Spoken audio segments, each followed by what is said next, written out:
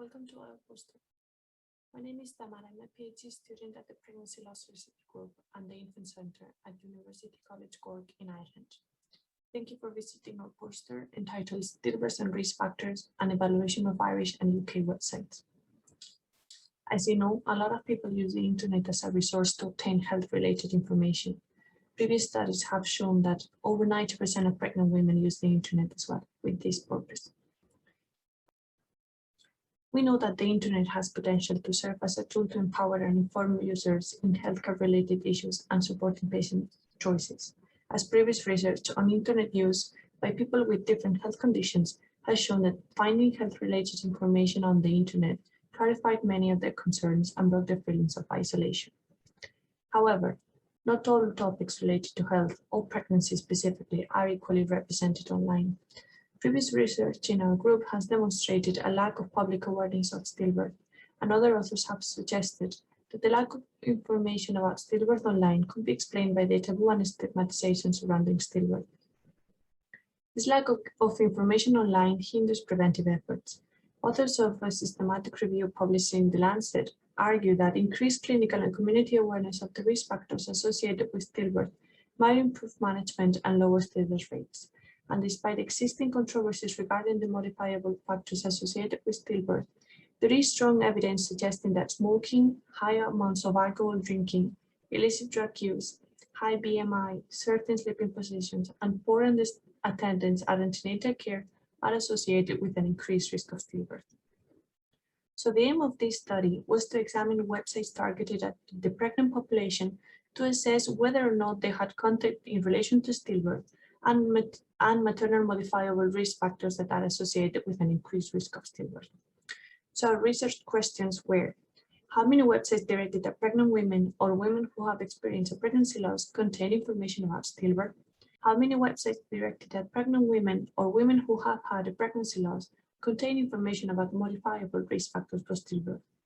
And what are the differences between the different types of websites? For example, UK versus Ireland, or general versus specialized, or type of provider, etc., in terms of the information provided. We conducted a quantitative content analysis to answer our research questions. We compiled a list of 92 websites from different sources.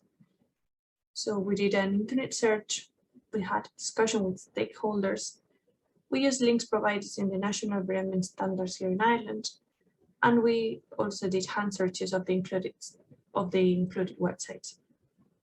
The websites were classified into different categories according to provider, depending on what type of group or organization created the website, hosting country, depending on whether they were from the UK or Ireland, and topic or target audience, depending on the main focus of the content of the website, if they were either directed at the whole pregnant population or if they were directed at women who had already experienced a pregnancy loss. We use a code book to assign coding values to the different categories of interest. So these categories included were name and link of the website, date that the website was accessed, main topic of the website, if it was either general or specialized, the website provider, target audience, hosting country, presence of advertisement, and accreditation from official organization. In addition, the website content pertaining to basic information about stillbirth included prevalence rates, procedures, medical or psychological consequences, and support for parents. Information relating to modifiable risk factors was also included and recorded, specifically that relating to modifiable risk factors with a behavioral component, such as smoking, alcohol and drug use, medicine intake, sleep position, attendance to antenatal care, and weight management. An Excel sheet was used to record the information obtained through the data collection process. If the information was explicitly expressed in the body of the website, it was coded as present, and screenshots of the information of the date websites where access were taken and stored in Vivo. Regarding our results, we found that at least one positive result relating to basic information about stillbirth was present in 39% of the websites, with information about support for families and prevalence being the most common topics. Almost 12% of the 92 websites contain all the basic information about stillbirth that was sought. Information regarding modifiable risk factors was found in 29% of the websites, with smoking being the most common risk factor mentioned, followed by illicit drug use and sleep position. Only one of the 92 websites contained all the information that was sought, pertaining to basic information about stillbirth and associated modifiable risk factors.